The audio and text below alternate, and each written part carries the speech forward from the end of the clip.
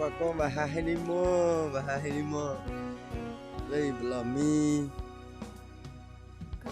đây thì một bà con đi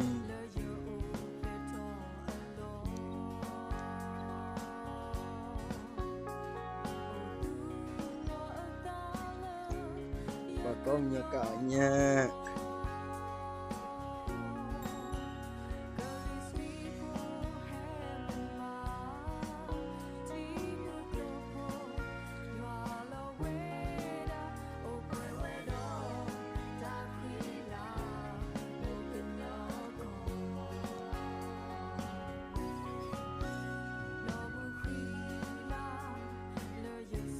Waiting bani Baklo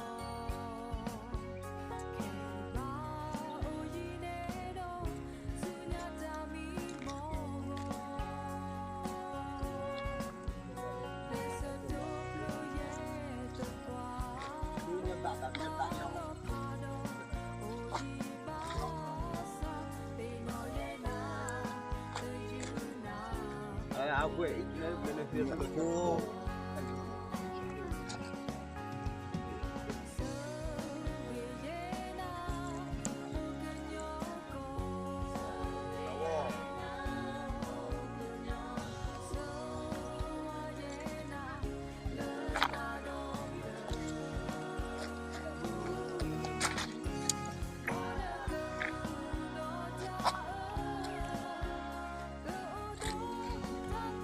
ôi nhà đừng bị chết ôi đổ sợ wow ghê ghê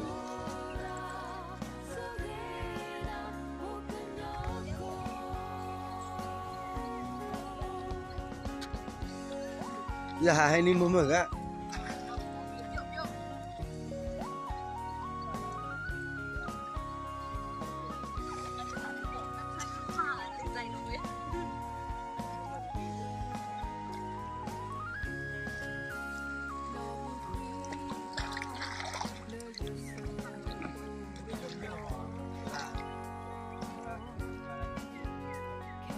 đã khổ rồi mà